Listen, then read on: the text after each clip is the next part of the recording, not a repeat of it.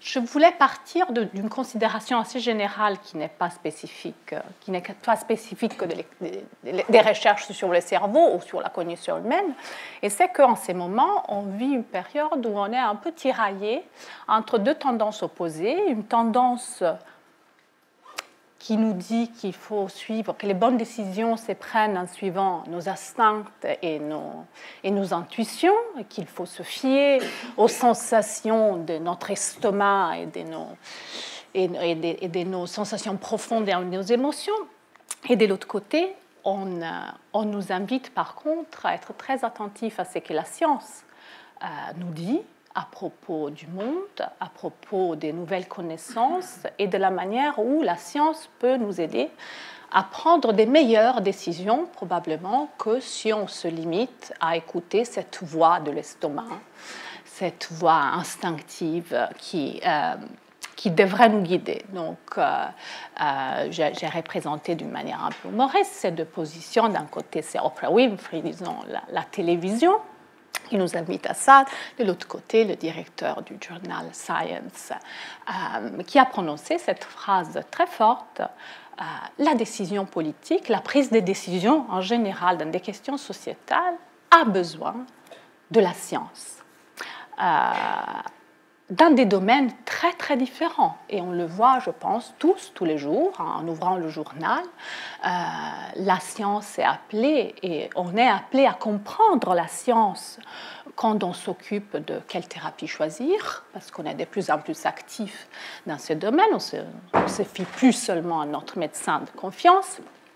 Dans des domaines comme des choix qui concernent notre environnement. Qu'est-ce qu'on va manger? On va manger un produit OGM, c'est bon pour la santé, c'est mauvais pour la santé, c'est bon pour la planète, c'est mauvais pour la planète, etc. Donc, dans une multiplicité de domaines, cette question de la rencontre entre la science et la société se pose. Donc aujourd'hui, disons, je vais toucher un petit bout de ce domaine beaucoup plus vaste et on va s'interroger si ce petit bout peut avoir une portée plus large pour notre réflexion que celle limitée aux sciences du cerveau. Les sciences du cerveau se sont développées de manière très importante très récemment. C'est une science très jeune. En tant que telle, elle est amenée au changement et à changer aussi assez vite, donc à avoir des positions instables, particulièrement instables par rapport à d'autres sciences plus anciennes, plus solides sur leurs jambes.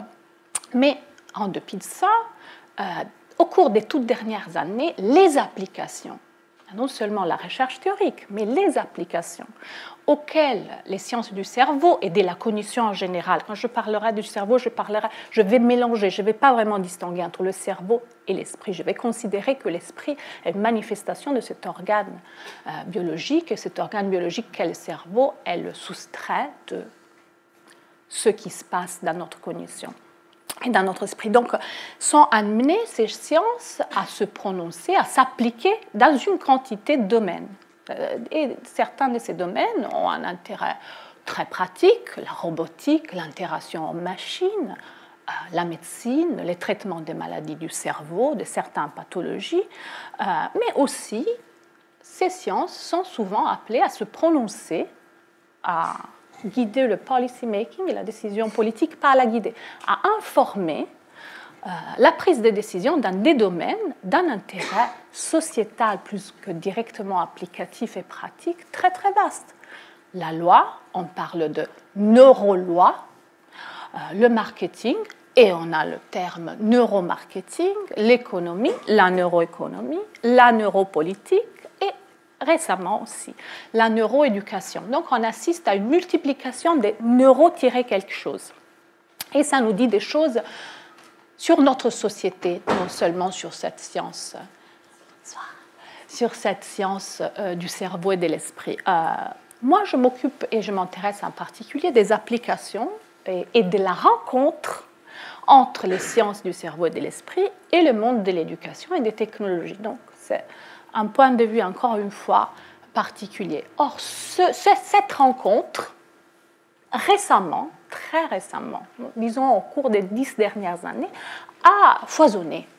On s'interroge de plus en plus à comment on va motiver les élèves, par exemple, et on va demander, on va poser cette question, non plus seulement à l'enseignant, mais aussi aux neuroscientifiques, aux cognitivistes, aux cogniticiens, de même qu'on va leur demander, mais comment le cerveau apprendre, le cerveau du bébé, le cerveau de l'enfant, le cerveau de l'adolescent, le cerveau de la personne adulte, voire vieillissante, est-ce qu'il continue à apprendre?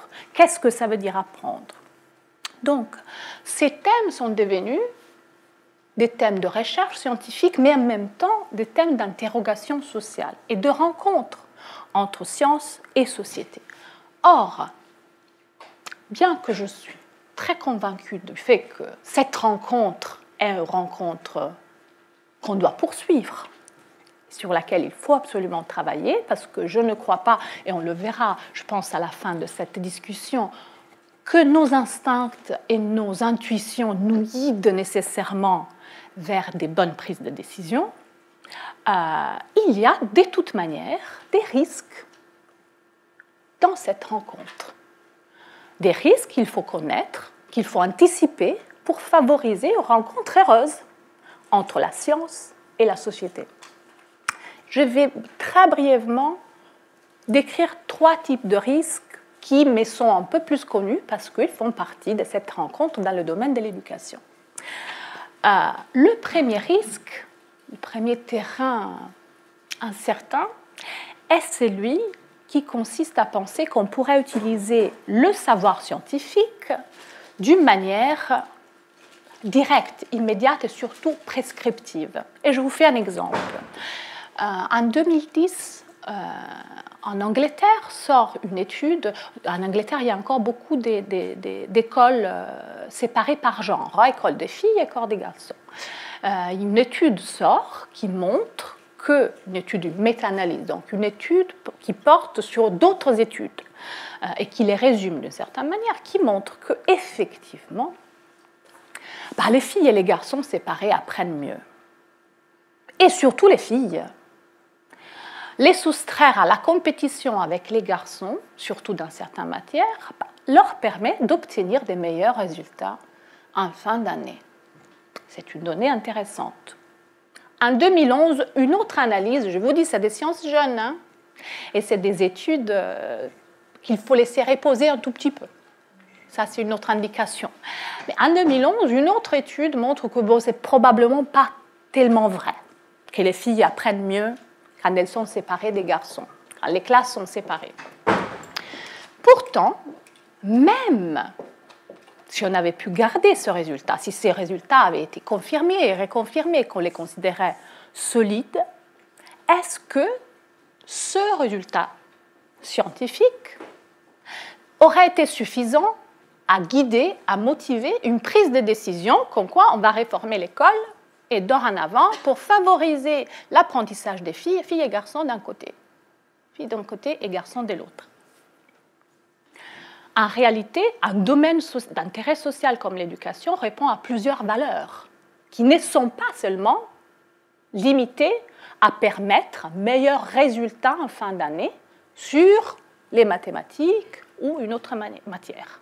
Il est aussi important pour l'école de former des garçons et des filles qui sont capables d'interagir ensemble de manière saine et intelligente. Et peut-être que ce deuxième but, valeur et objectif de l'éducation et de l'école, est en contradiction avec l'idée de séparer ces deux groupes et de les faire rencontrer seulement quand ils ont 18 ans. Ou ailleurs qu'à l'école. Donc, disons, un exemple pour dire la rencontre entre sciences du cerveau ou de l'apprentissage, ou en général et société, n'est pas prescriptive, n'est pas normative, ne nous dit pas, comme dans ce cas, ce qu'il faut faire. Nous permet éventuellement de fonder nos décisions et d'informer nos décisions sur la base de la connaissance de ce qui se passe et non pas tout simplement d'une intuition qu'on aurait comme quoi les filles et les garçons sont mieux séparés ou ensemble. Donc, premier risque. Deuxième risque, c'est, et toujours je prends un exemple de mon domaine, celui de penser qu'on pourrait passer du labo à la société directement, prendre un résultat obtenu au labo, même un résultat obtenu sur des questions assez concrètes, pas seulement une image cérébrale, une étude en imagerie cérébrale, mais même une étude sur le comportement effectif des personnes bien réelles et le transférer immédiatement en application. Ça ne va pas marcher. Et là aussi, je vous fais un exemple. Nous savons, par plusieurs études bien menées et bien confirmées, que la répétition aide la mémorisation. Entre lire 5 fois un texte et le lire une fois et répéter 4 fois, il vaut mieux répéter 4 fois. Donc, il y a plusieurs exemples de ça, il y a plusieurs études qui confirment cette donnée. On pourrait dire on tient une très bonne indication pour les domaines de l'éducation. Messieurs les enseignants, madame les enseignantes, il faut faire répéter vos enfants. S'ils répètent, ils apprennent par cœur. Vrai.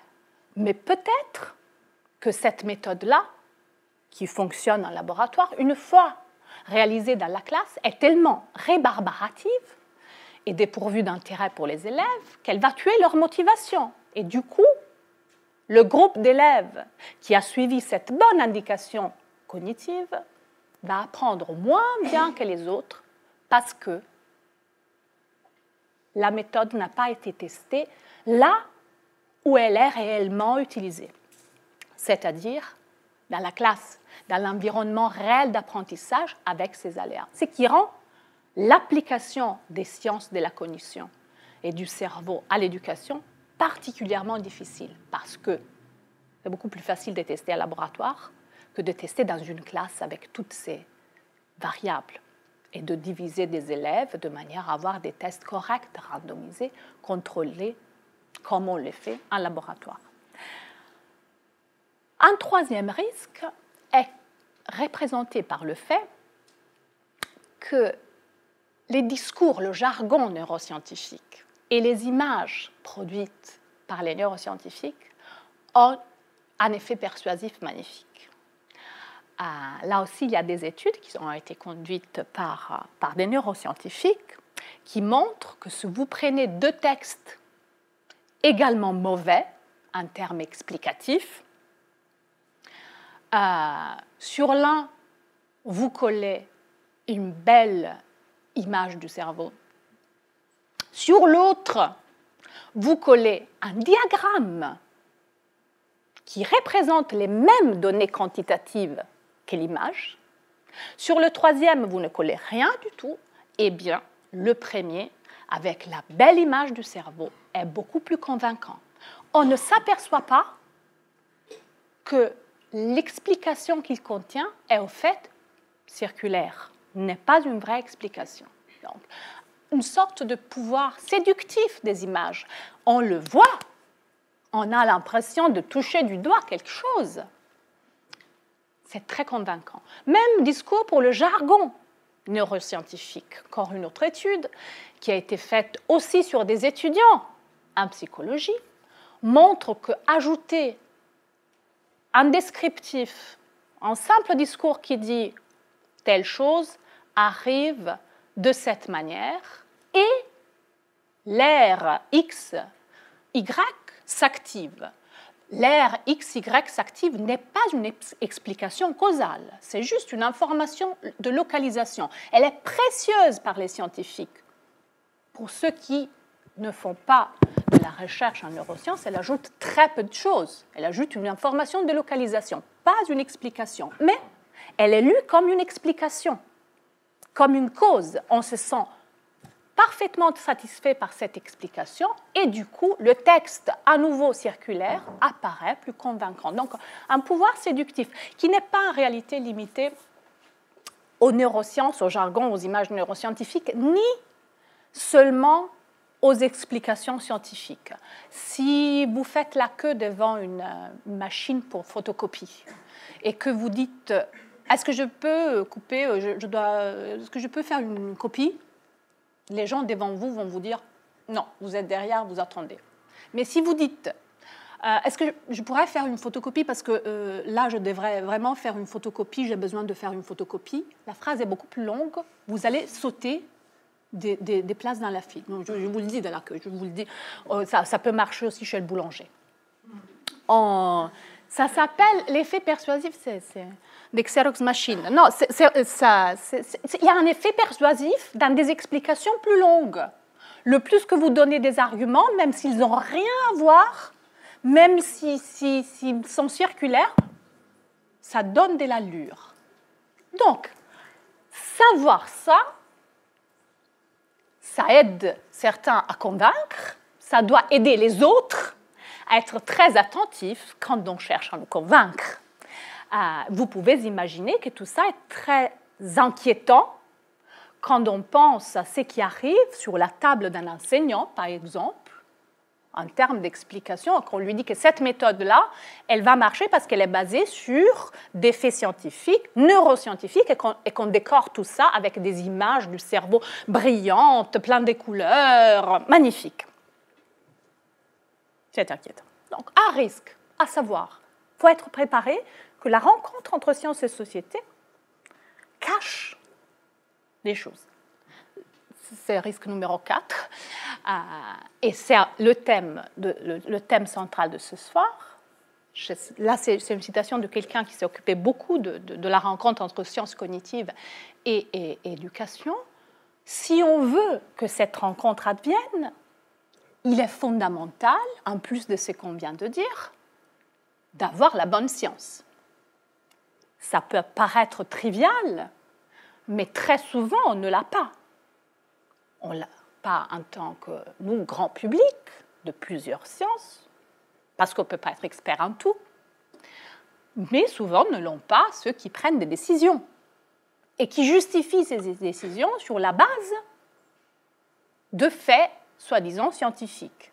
Donc, ça, c'est une précaution très importante. Et je vais essayer de discuter avec vous quelques manières où on peut se tromper et quelques idées fausses qui circulent, notamment dans les domaines de l'éducation, mais pas que là-dedans, sur le cerveau et son fonctionnement. Et c'est ce que j'appelle neuromythe. Et après avoir donné quelques exemples, on essaiera d'en tirer une petite définition, mais avant de les voir un peu à l'œuvre.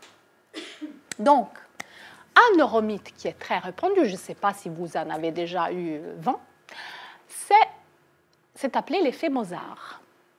L'effet Mozart, en 2 mots, dit que si l'on écoute 10 minutes par jour, mais en général, si on écoute de la musique classique, particulièrement de la musique du grand génie de Mozart, on a de bonnes chances de devenir plus intelligent. Je vous dis tout de suite que ce n'est pas vrai. Non. Et je cours un risque. En vous annonçant tout ça, je cours le risque que vous allez à la maison en vous rappelant quelque chose sur le fait que si vous écoutez du Mozart, ça va vous faire du bien. Parce qu'on apprend les erreurs quand ils nous sont répétées, malheureusement. Donc, je vais essayer de substituer ça avec la bonne explication. Je ne voulais pas courir de risque. Donc, ce mythe se fonde sur une recherche faite par des scientifiques en 1993 dans un laboratoire qui montre que sur 3 groupes de personnes adultes, on les divise en 3, on fait écouter 10 minutes de Mozart, je ne me rappelle plus quelle sonate, je suis désolée, non, 10 minutes de Mozart à un groupe, 10 minutes de bruit ou d'autres sons à un autre groupe, du silence au 3e. Après, on fait passer aux 3 groupes une expérience qui, en réalité, fait partie, c'est des tests de capacité cognitive spatiale qui font partie d'un test d'intelligence sur le quotient intellectif. 10 minutes après avoir écouté du Mozart, ceux qui ont écouté du Mozart, mais pas les autres, montrent des meilleures performances sur ces tests spatiaux du test général de l'intelligence. Le résultat est petit et limité. Et surtout, c'est un résultat. Or, on sait très bien, on en a eu des exemples récemment avec les neutrinos qui devraient aller plus vite que la lumière et qui ne le font pas. Donc, on sait très bien qu'il faut être prudent en science. Un laboratoire peut obtenir un résultat, mais ces résultats ne pas pouvoir être repliqués. Donc, à un certain moment, on prend les résultats, on les jette à la poubelle. Il ne devient pas un fait. Il faut plusieurs confirmations. La science se contrôle de cette manière. On est tellement le proie de biais, d'erreurs normaux qu'il faut que la science soit une opération collective. Ce résultat n'a jamais été répliqué par d'autres laboratoires. On peut l'oublier. Et non. On n'arrive pas à l'oublier depuis 30 ans, presque, 30 ans en réalité, parce qu'il a produit des milliers de produits commerciaux. On vend des disques, des CD, des DVD, des livres sur l'effet Mozart. On les vend par millions, hein. Pour bébé, pour enfant, pour fœtus. On peut mettre ça sur le ventre et le bébé, il va développer une intelligence. Le test à l'origine, c'était une partie d'un test sur l'intelligence. On peut développer une intelligence plus importante. Il a été utilisé, l'effet Mozart, pour produire au Japon du meilleur saké et des meilleures bananes. Donc, on est sorti en même temps qu'on falsifiait ces résultats, c'est-à-dire qu'on n'arrivait pas à le reproduire sur son domaine d'origine, les adultes. On a multiplié les applications dans tous les domaines où ils n'avaient jamais, même pas été testés, du fœtus à la banane. C'est un étrange processus que celui de la rencontre entre la science et la société. Vous serez d'accord avec moi. Aux États-Unis, en Géorgie, un jour, Miller, le gouverneur, il entre en séance et il dit « Il faut que mes collègues votent pour que toutes les écoles et tous les enfants qui sortent de la nursery, de l'hôpital, aient un CD de musique de Mozart. Je vais vous le prouver. » Il allume de façon spectaculaire, il met du Beethoven. La 9e. Et à la fin du premier morceau, il dit « Ne vous sentez pas, vous, plus intelligent qu'avant ?» Ils ont voté.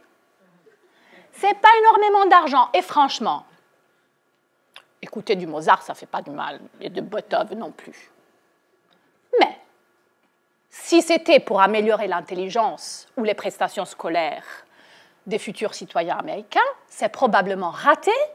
Et peut-être que cet argent pouvait être utilisé pour des choses qui avaient obtenu des confirmations.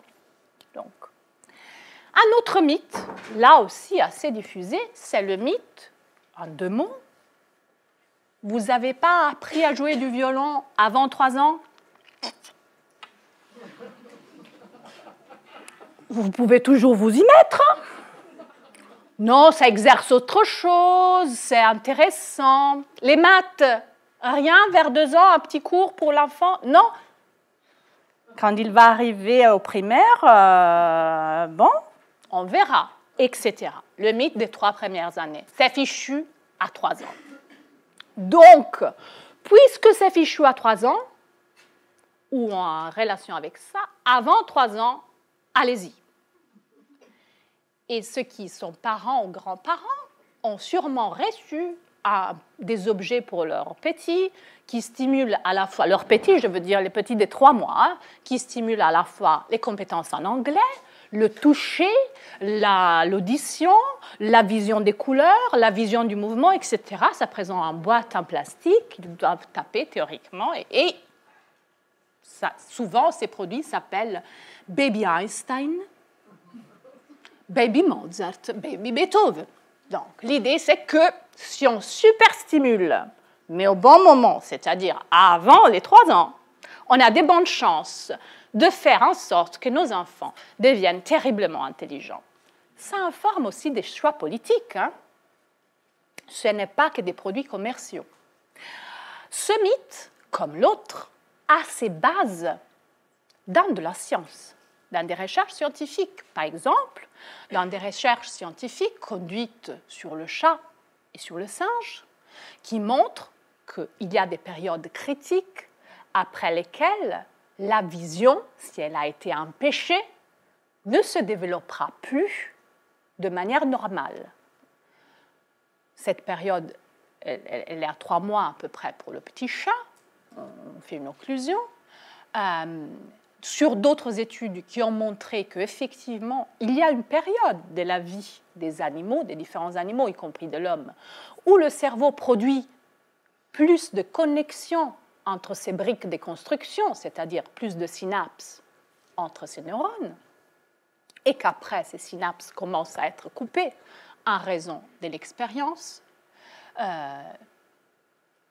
Ces recherches et aussi d'autres recherches qui ont montré que ce processus qui s'appelle la synaptogénèse, c'est juste un terme, hein, la multiplication de ces connexions entre les neurones est plus importante chez les rats qui est dans une condition qu'on décrit comme de grande stimulation, d'hyperstimulation. Le rat en question est dans une cage avec une roue et d'autres rats. Il n'est pas dans la nature. Le rat, considéré stimulé normalement, il est seul dans une cage sans rien. Donc, même cette recherche-là, si elle parle de quelque chose, elle parle des effets de la déprivation des stimuli et non pas des effets de l'hyperstimulation. Parce que le rat, avec la roue et 3 rats dans sa cage, n'est pas un rat hyperstimulé. Mais même les autres recherches, d'abord, elles ont été en partie, pas vraiment corrigées, mais mises à jour. On sait qu'il y a d'autres périodes de synaptogénèse dans le cerveau humain, notamment l'adolescence, la puberté et de sélection des synapses.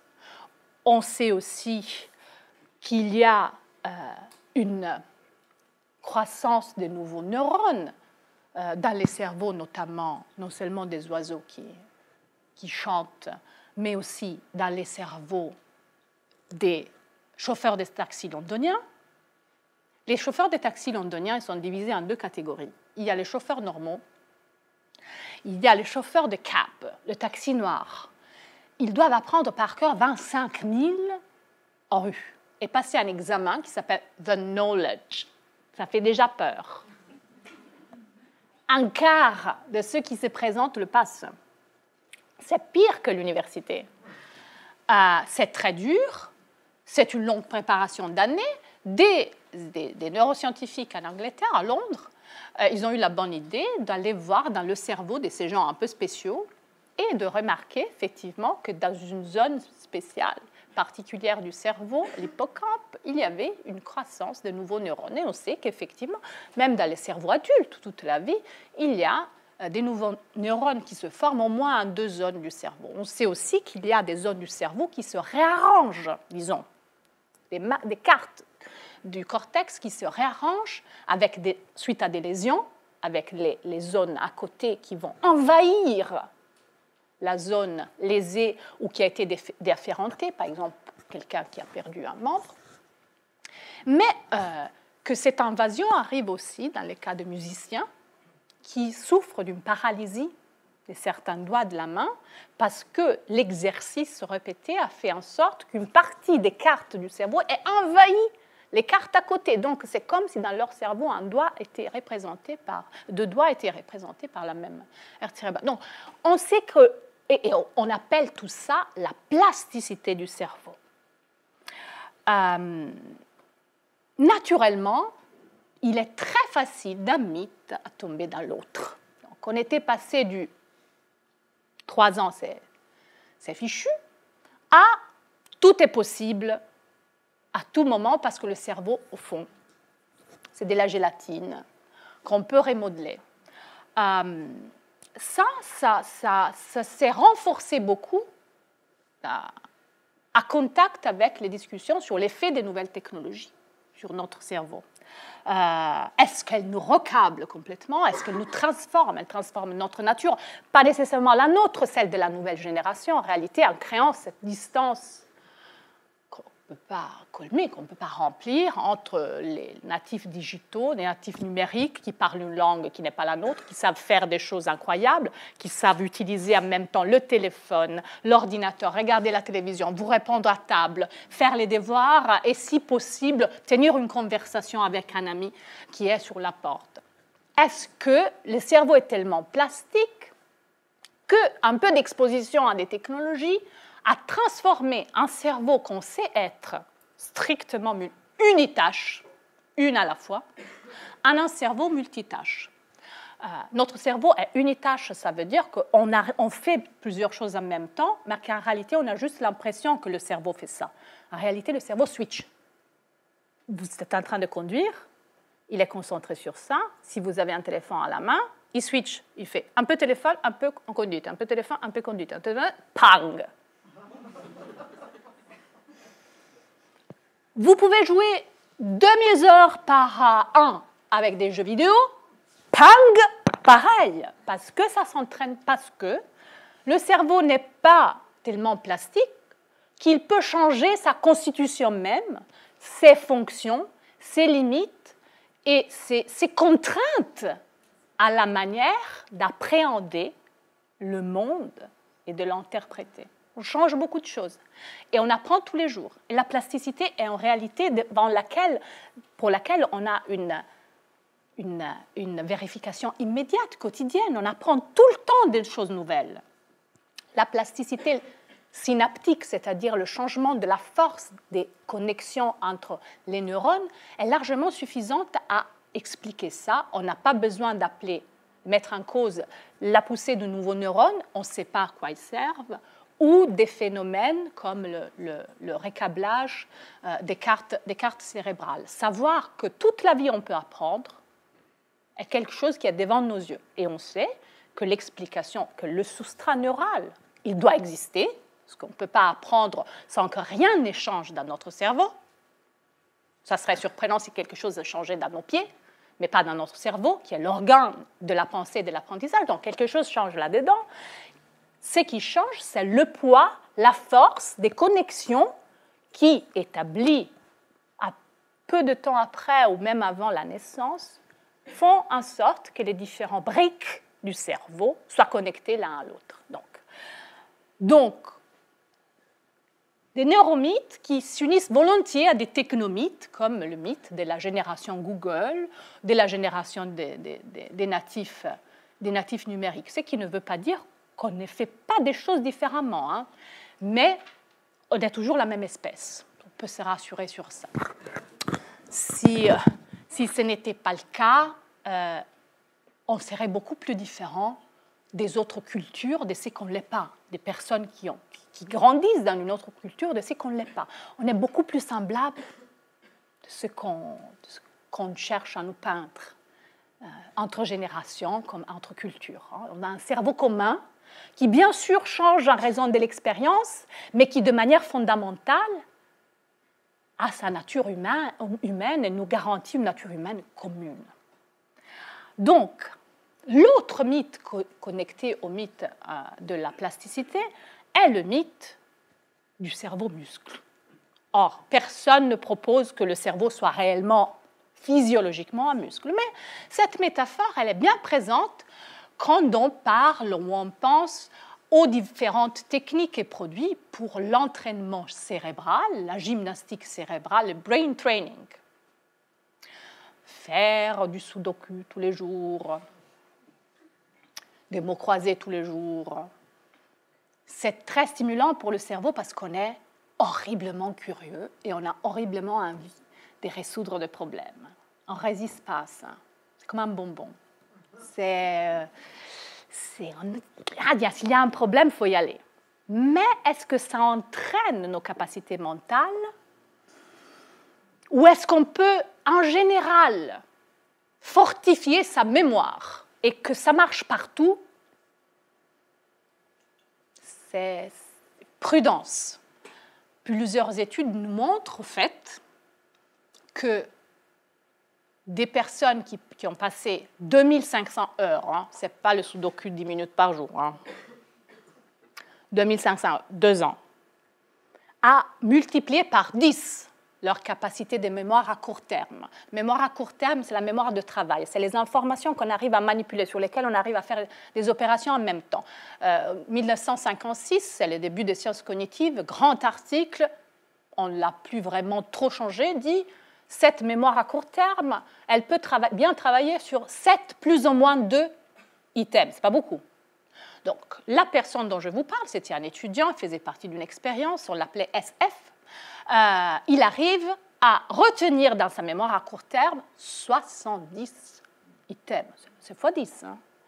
Exercice quotidien, pas que de la répétition, ça ne suffit pas. Avec de la répétition, il était arrivé à 12. Il avait rejoint un plateau. Il commence à grouper, ce qu'on fait tous quand on nous dit un numéro de téléphone. Attends, 453, 453. On groupe, et si on groupe, du coup, c'est les groupes qui vont occuper la mémoire à court terme. Donc, on a artificiellement, hein, c'est une stratégie, augmenter cet espace. Il n'a pas vraiment augmenté comme un muscle. C'est une stratégie. Donc, cette personne, il était passionné des courses et il arrive à associer les chiffres qui lui sont présentés à des temps, à des vitesses qu'il se rappelle des courses précédentes. Il utilise ses connaissances, c'est fondamental ça. Il utilise ce qu'il a déjà dans sa mémoire à long terme, ce qu'il a appris, pour organiser l'information qui arrive, la regrouper et multiplier ses capacités. Waouh! 2 ans de travail. On lui présente, il est arrivé avec des chiffres, on lui présente une liste de lettres. 7. Il faut tout recommencer. Le cerveau, il s'est évolué pour résoudre des problèmes concrets hein, et des choses particulières, pas pour résoudre des grands problèmes généraux, pour penser en général. Donc, il est un peu compartimenté. Et l'apprentissage, il tend un peu à coller aux situations d'apprentissage.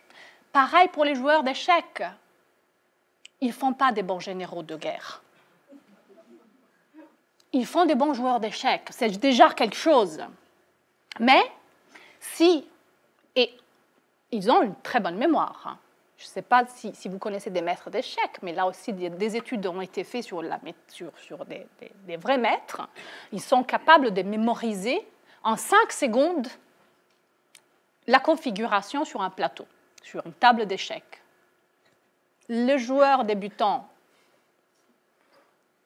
ceux qui ne jouent pas, peut oublier. Donc, on peut dire, jouer aux échecs tous les jours, petit match d'échecs, la mémoire pour les échecs.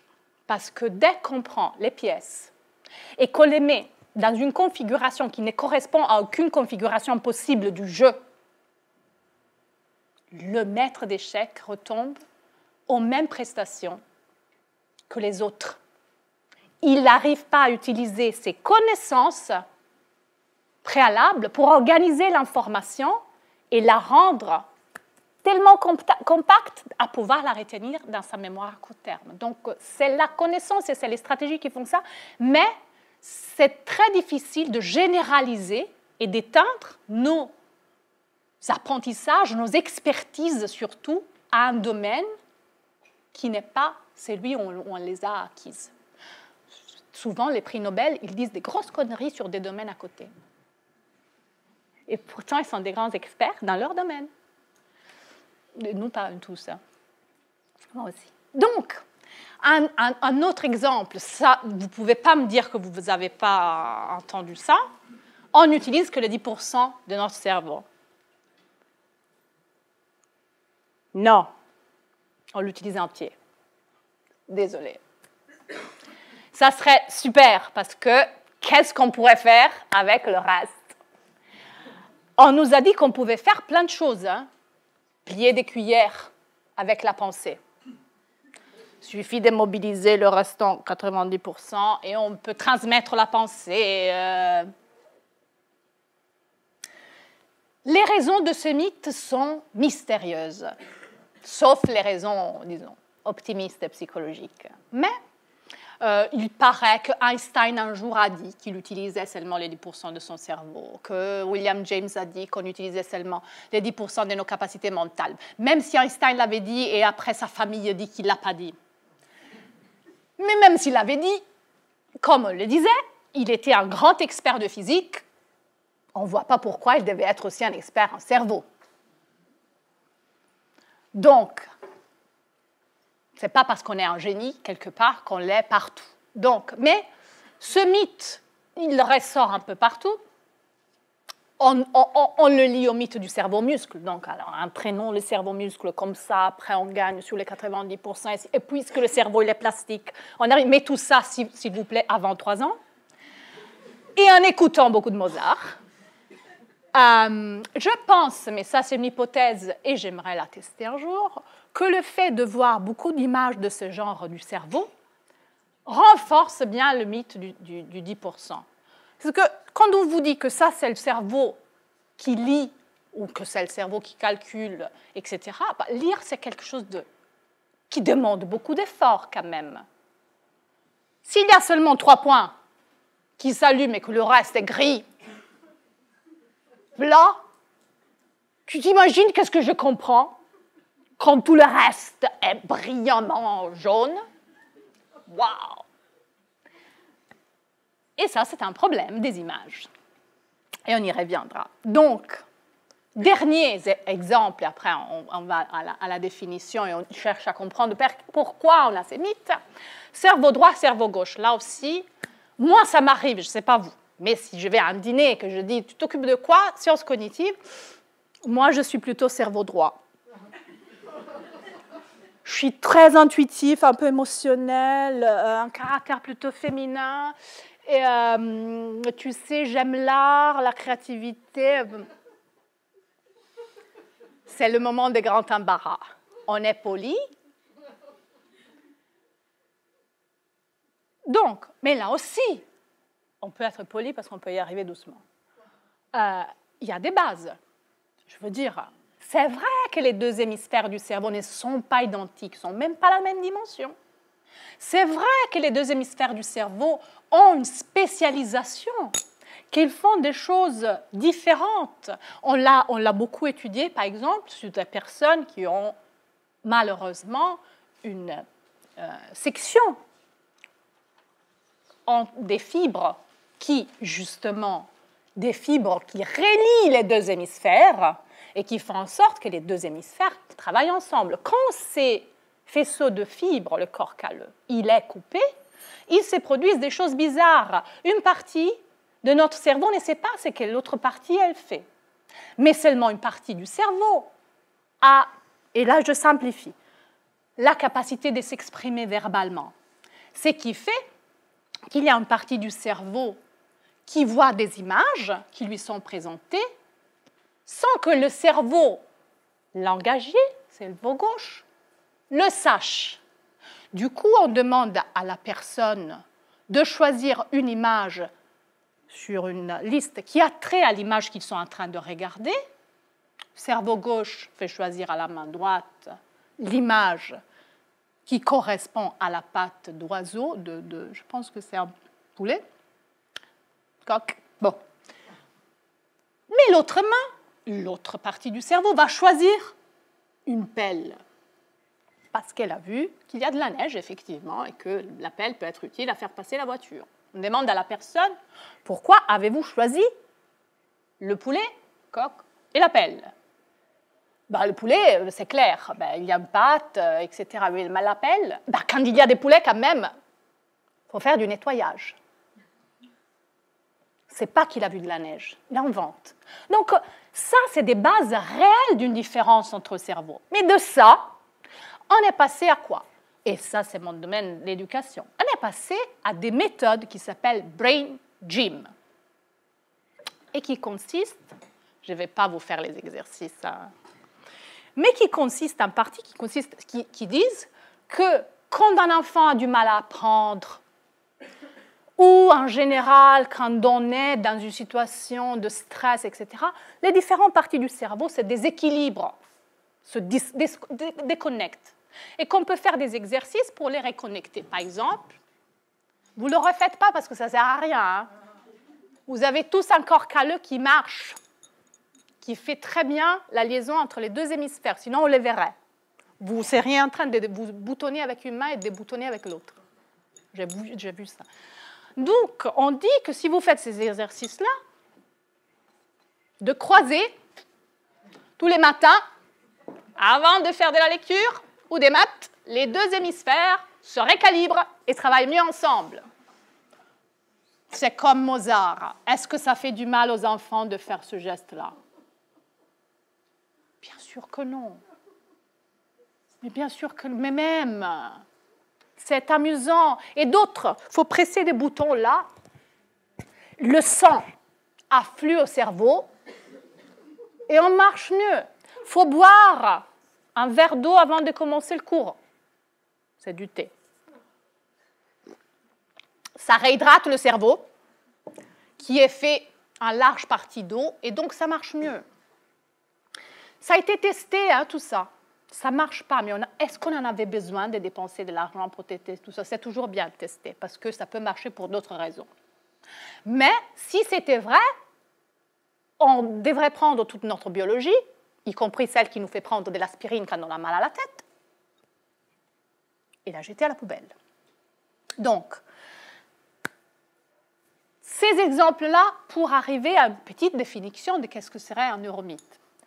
Une croyance qui est fausse, qui ne se limite pas à être fausse, mais qui est exprimée dans un langage scientifique, la brain gym, l'entraînement du cerveau, l'effet Mozart sur le cerveau, etc., qui est souvent inspirée par des résultats scientifiques, mais qui sont ou mal interprétés, comme on l'a vu, ou simplifiés, ou périmés, vieux, et qui résistent à l'information disponible. Et c'est ça qui me fait tiquer. Pourquoi ça résiste? Pourquoi, en dépit du fait que depuis 20 ans, on dit que l'effet Mozart n'existe pas, l'effet Mozart, c'est non seulement ne s'est pas extinct, au revoir Mozart, non, au revoir effet Mozart, mais il s'applique aux bananes. Pourquoi? Alors ça m'intéresse parce que ça fait partie d'une configuration de légende urbaine, mythe dans d'autres sciences. Ce n'est pas vrai qu'il y a des crocodiles à New York, etc. Ce n'est pas vrai qu'il y a une dame qui a mis son chien dans le four micro-ondes et qu'il a explosé. Ça circule, et ces genres d'histoires, ça circule, ça s'attache, ça colle, ça, en anglais, les Anglais disent « sticks », et ça passe pas. Et les neuromythes ont un peu cette caractéristique, qui est aussi une caractéristique des illusions, et c'est pour ça, vous voyez que mes parcours arrivent tous. Alors, je pense qu'il y a énormément de raisons, sûrement, mais 3 bonnes raisons pour que les neuromythes existent et persistent sont: une première raison, c'est des limites de communication. On est plein dans les journaux d'informations placébiques, les informations qu'on disait avant, qui ajoutent de la longueur, mais qui n'ajoutent pas grand-chose. Vous pouvez lire, par exemple, que les adolescents jusqu'à 25 ans, parce que l'adolescence maintenant c'est 25 ans, que les adolescents jusqu'à 25 ans, ils font beaucoup d'accidents de voiture, même si on prend en compte beaucoup plus des plus âgés, même si on prend en compte le fait qu'ils ont moins d'expérience. Et que leur cerveau n'est pas mûr jusqu'à 25 ans. Vrai, et pour un neuroscientifique, c'est très important, mais si moi je dois être appelé à prendre une décision sur à quel âge il faut donner un permis de conduire, la donnée sur les accidents, ça me suffit largement. Je n'ai pas besoin de savoir quelle partie de leur cerveau est pour le moment pas assez mûre. C'est une information placébique. Souvent, on a comme celle que je vous disais, donc sur la machine, rappelez-vous. On a des informations qui sont très sensationnalistes. C'est normal. Sur un journal, c'est fait pour vendre. Il faut dire, voici on a découvert l'ère de la jalousie. Ça, c'est lu, hein? On a l'ère de Dieu, on a l'ère de la jalousie, on a la région de l'amour, on a un peu de tout. Et c'est très sensationnel. Est-ce qu'il y a de mal en ça? Un peu. Rappelez-vous l'effet Mozart. On sait que on retient les informations. C'est pour ça que j'ai dit, j'ai peur un peu à parler des neuromythes, parce que ça reste, hein, même la mauvaise information. On sait que les informations persistent dans la mémoire. Je vous fais un exemple très vite. Le journal sort avec la nouvelle qu'une famille chinoise, tous ses membres sont morts après avoir mangé dans le tel restaurant. Les lendemains, pas un mois après, le même journal sort avec la nouvelle qu'en réalité, on a découvert que la cause de la mort de cette pauvre famille était tout autre. Le resto fermé. Personne n'y va plus. Expériences qui ont été faites. On fait écouter à des sujets expérimentaux des espèces de fausses nouvelles de journal télé qui disent qu'il y a eu un incendie et qu'on a retrouvé dans le lieu de l'incendie des matériaux inflammables et que probablement c'est la cause effectivement de cet incendie. Un groupe de sujets écoute d'autres journaux télévisés qui disent qu'en effet, non, on a bien cherché, on n'a rien trouvé, c'est sûrement pas ça, mais on ne sait pas quelle est la cause. Un autre groupe de sujets écoute d'autres nouvelles du journal qui ne disent plus strictement rien à propos du matériel inflammable. Les deux groupes ont exactement la même probabilité, si vous les interrogez, de vous sortir comme explication à la demande « Pourquoi cet incendie ?» Parce qu'il y avait des matériaux inflammables. Et pourtant, un groupe a écouté la nouvelle qui disait « Non, on n'a pas trouvé des matériaux inflammables. » Mais puisqu'on n'a pas donné une explication différente, une autre cause, on a tellement faim des causes. Elles sont importantes. Hein?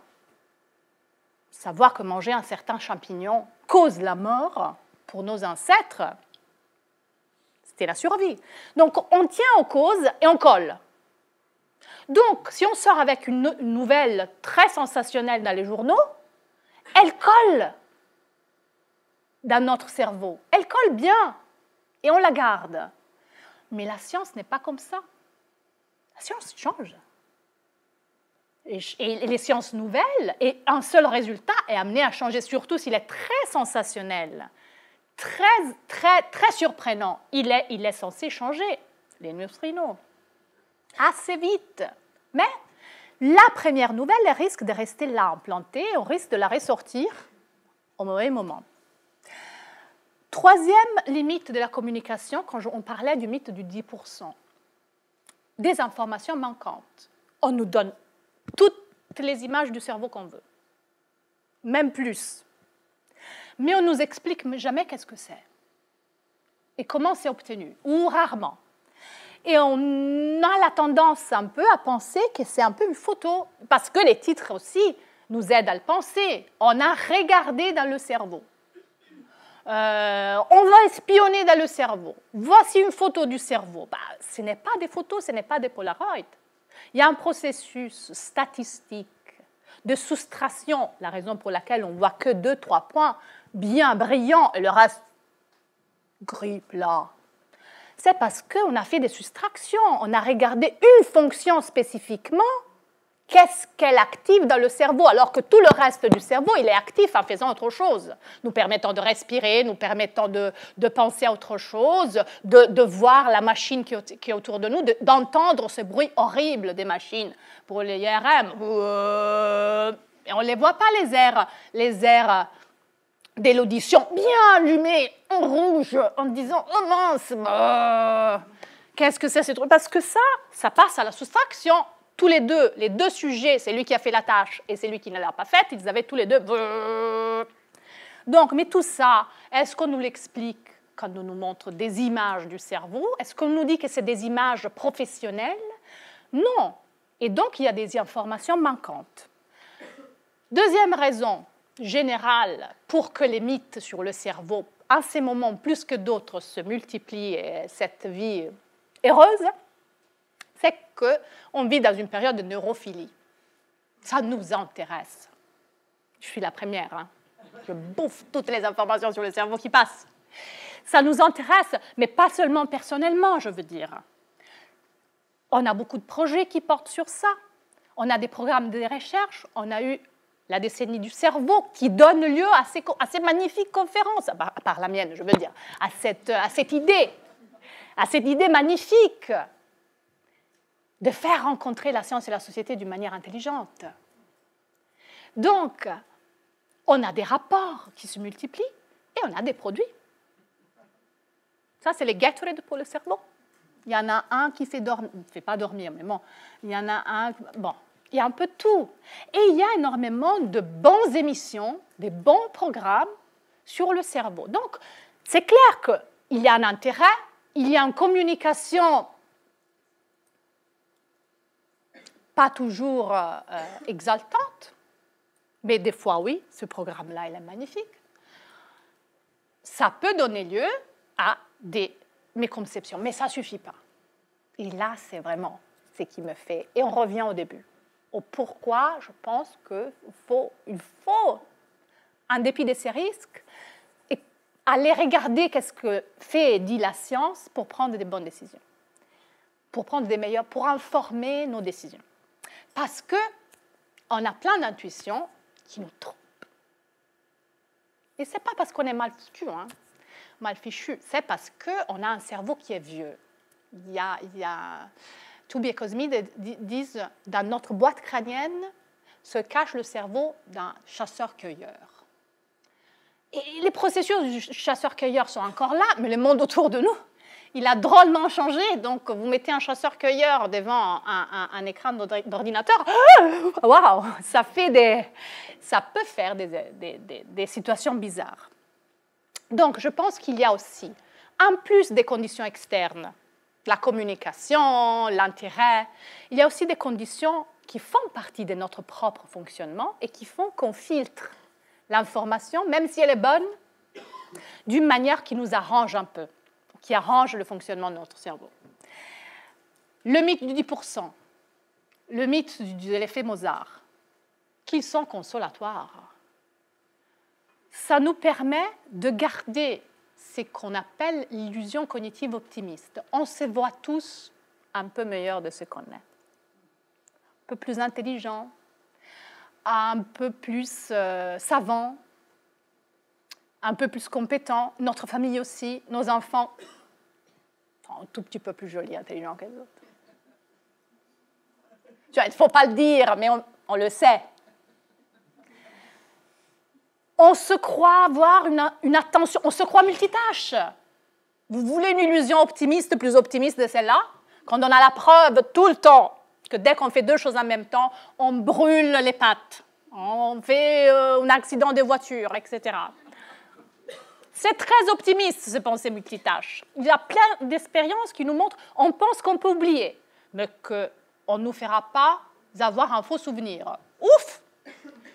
Dans des expériences, on a fait en sorte que des gens se rappellent de leur voyage en ballon sur le ciel de la ville, à Montgolfière. Ce n'est pas vrai, mais on l'a implanté. C'est très optimiste de penser qu'on a un contrôle total sur notre mémoire, qu'on ne peut que la perdre, la mémoire. Ça a donné des effets dramatiques, ces études-là.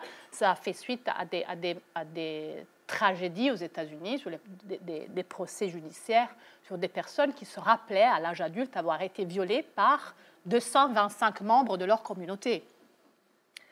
Mais bon, ça a fait des tragédies, mais je veux dire, on se croit un peu mieux. Si des joueurs d'échecs estiment leur niveau avant de jouer, ils s'estiment toujours. Et pourtant, ils se connaissent bien. Hein. Donc, des fonctions consolatoires et une illusion cognitive optimiste qui fait qu'on tend à croire aux choses qui nous promettent que non seulement on est meilleur maintenant, mais on le sera encore plus avec peu d'efforts. Là, c'est gagné. C'est 2500 heures, 2 ans pour apprendre 70 chiffres. Merci Erickson d'avoir fait l'expérience. Mais 10 minutes de Mozart par jour, je peux essayer. Hein. Petit sudoku, à la limite. Petit jeu sur le portable, pourquoi pas. Donc, on a, et ça c'est vraiment dramatique, mais c'est normal, hein, bien des confirmations. On aime ce qu'on pense. Et on cherche à se confirmer dans nos opinions. S'il y a deux opinions contraires, on va chercher à lire les livres de ceux qui pensent comme nous, et on va éviter ces pauvres idiots qui pensent différemment. Si on fait une recherche sur Internet et qu'on pense que le climat change aussi parce que les hommes y mettent leurs pattes, on va tout simplement ne pas lire les articles qui disent le contraire. Or, les scientifiques, ils ont ce même biais. C'est pour ça que si ce n'est pas une entreprise collective, moi je colle à mon idée, les gens qui ont fait l'expérience, la première expérience sur le Mozart, ils continuent à obtenir l'effet. Ils sont les seuls. Mais je veux dire, ce n'est pas des méchants, on est comme ça. Merci le fait qu'on ait 10 000 laboratoires. Et espérons-nous que toutes les expériences soient répliquées. Donc, biais de confirmation, qui est terriblement aidé par les nouvelles technologies. Parce que si vous faites plusieurs recherches sur Internet et que, disons, vous êtes, supposons, de gauche, à un certain moment, Google l'a compris. Et a compris aussi ce que les gens de gauche aiment. Et ils aiment quand on leur dit que s'ils font une interrogation sur est-ce que le climat, faites pas les interrogations comme ça parce que Google est aveugle aux phrases, hein, mais climat, Inde, homme, machin, bah, les gens de gauche, ils préfèrent avoir des articles qui disent que oui, l'homme y a mis la patte. Et donc, Google va les mettre tout au début, les autres tout à la fin.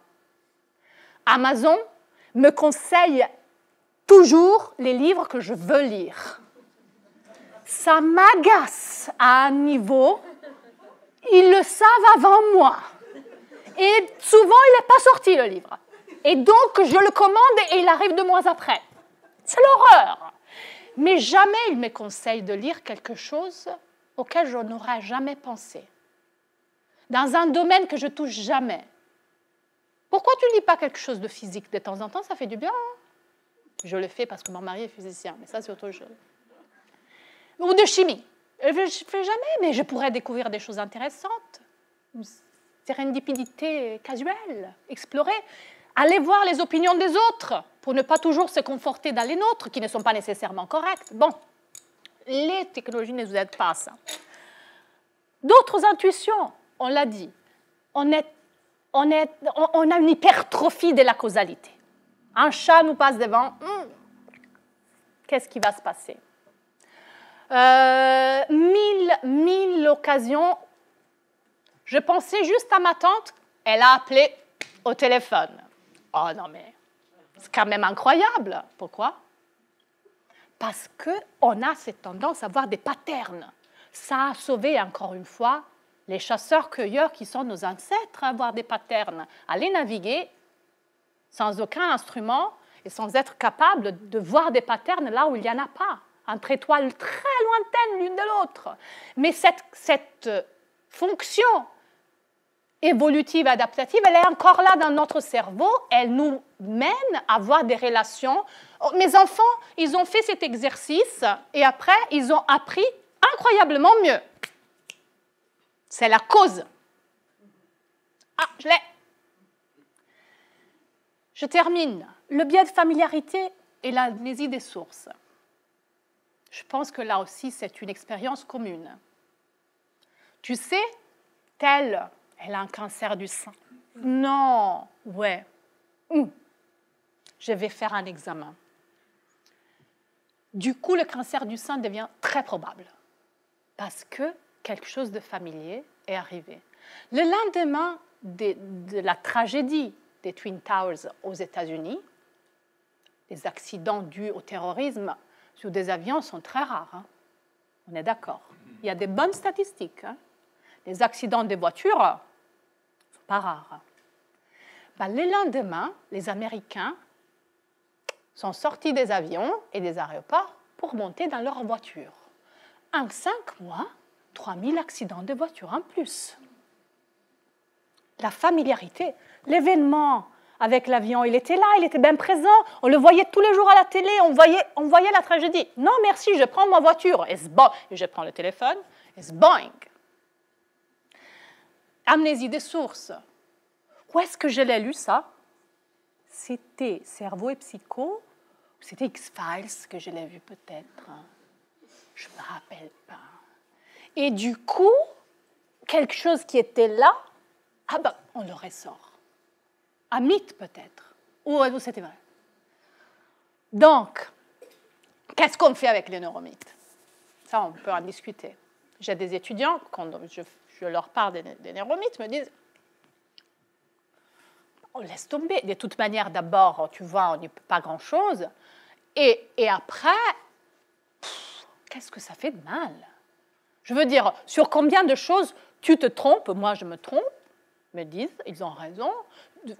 Sur la physique, sur la chimie, énormément, bien sûr, je ne sais pas.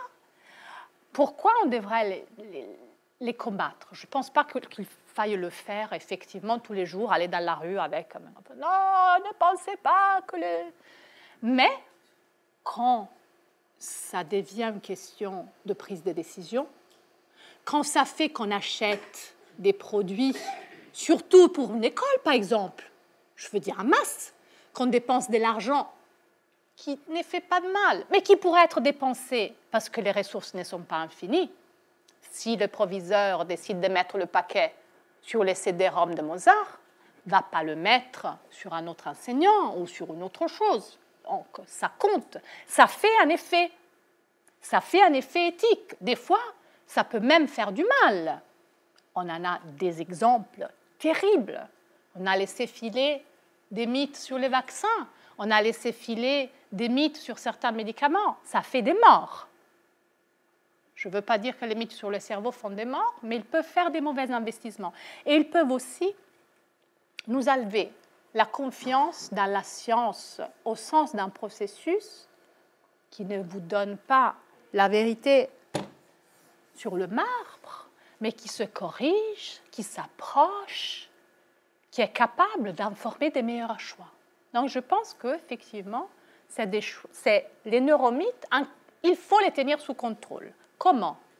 Avec l'éducation, de tout genre, à l'école, à une pensée plus critique, à être capable de dénicher le sensationnalisme dans une nouvelle, de dénicher qu'est-ce qui manque dans quelque chose qu'on nous dit, spécifique pour ceux qui, éducateurs, preneurs de décisions, sont amenés à utiliser certaines connaissances, on the spot, au bon moment. Plus d'implication des scientifiques dans la médiation scientifique. Les scientifiques, on leur finance seulement s'ils publient dans des journaux scientifiques, ce qui est très intéressant et très intelligent parce que ça fait pousser cette magnifique communauté qui est la communauté des scientifiques.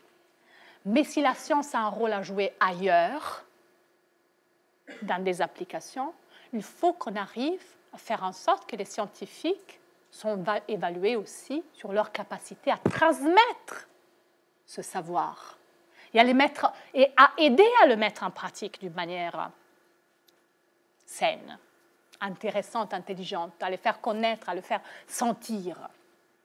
Et donc, qu'on ne se limite pas à dire, et là je retourne dans mon domaine pour conclure, aux éducateurs, intéressez-vous au cerveau parce que vous vous occupez d'apprentissage, donc c'est votre domaine. Vous ne pouvez pas être sourd aux neurosciences, aux sciences cognitives, aux sciences du cerveau et de l'esprit, et après les abandonner à se débrouiller avec ces sciences. Il faut monter des vraies collaborations où, si on veut que la science soit appliquée, les scientifiques et ceux qui sont amenés à appliquer la science travaillent vraiment ensemble dans des nouveaux domaines scientifiques, des nouveaux domaines de recherche et application qui font que certaines erreurs, certains mythes, on a limite au moins les effets. Voilà. Et donc là, si vous êtes intéressé, il y a des petites références à des sites où vous pouvez trouver des neuromythes en anglais. Je suis désolée, pas trouvé en français. Je vous remercie.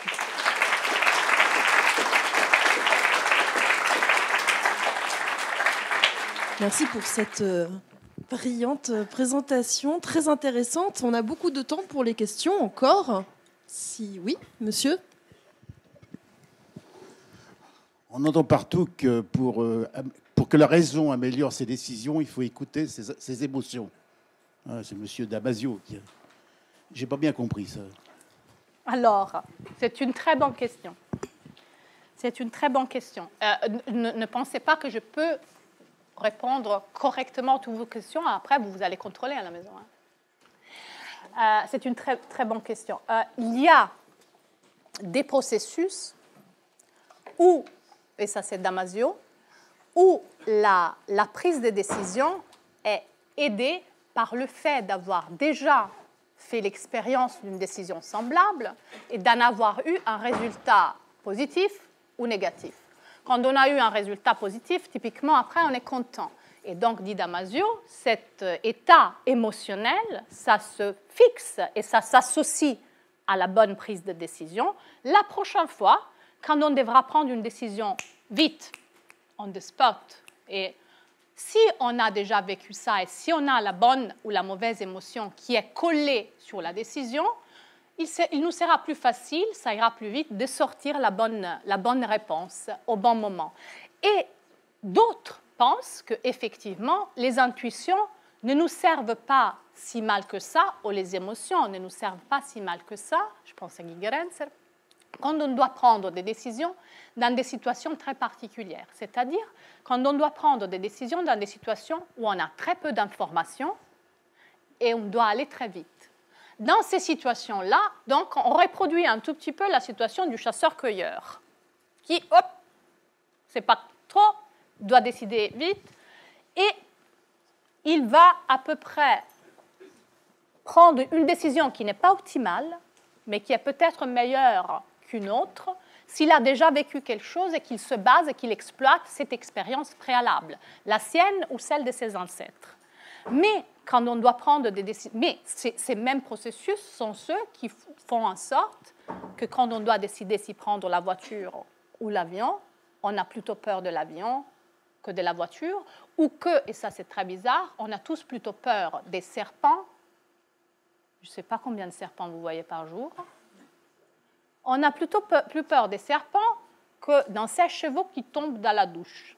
Voir un sèche-chevaux à côté de la douche ne provoque à personne. C'est là. Vous me mettez une araignée devant, je saute. J'ai une émotion qui a une longue histoire, qui a sauvé mes ancêtres, mais qui ne va pas me sauver de me faire électrocuter dans la baignoire. Donc, c'est un rôle très... Ça dépend. C'est la réponse très mauvaise, mais très vraie. Ça dépend. Dans certaines occasions, les émotions sont effectivement des marqueurs qui permettent d'éviter des dangers. Ce n'est pas un hasard si on a des émotions. On a des émotions qui, dans plusieurs situations, permettent d'éviter certains dangers. Le tigre, une fois qu'on l'a connu, l'émotion négative, on se la rappelle, on ne le touche plus, c'est là, il reste là, on n'y va plus. Donc, il y a eu une raison pour développer des émotions, comme il y a eu une raison pour développer toutes les intuitions qu'on a dues.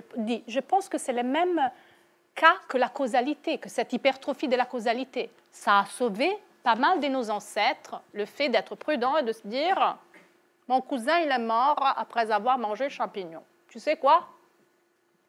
Je touche pas. » Ça reste et ça a fait prendre des décisions qui ont sauvé des vies. Aujourd'hui, si on a la possibilité de s'informer, vaut mieux peut-être aller chez le pharmacien et décider calmement, rationnellement, si ce champignon vaut la peine ou pas. Et voilà, je pense que... Je ne sais pas si ça répond... C'est clair, très clair. Je réponds.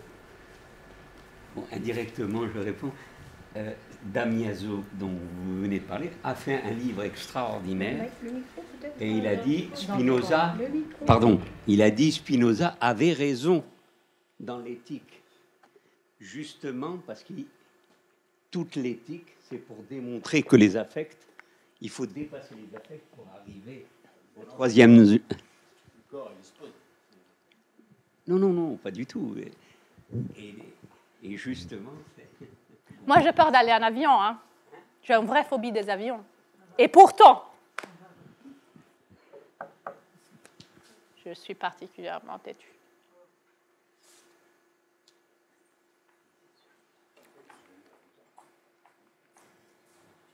Oui, je suis très étonnée de certains de vos propos. vraiment bon. Alors, est-ce qu'il y a eu l'étude de l'effet Vivaldi?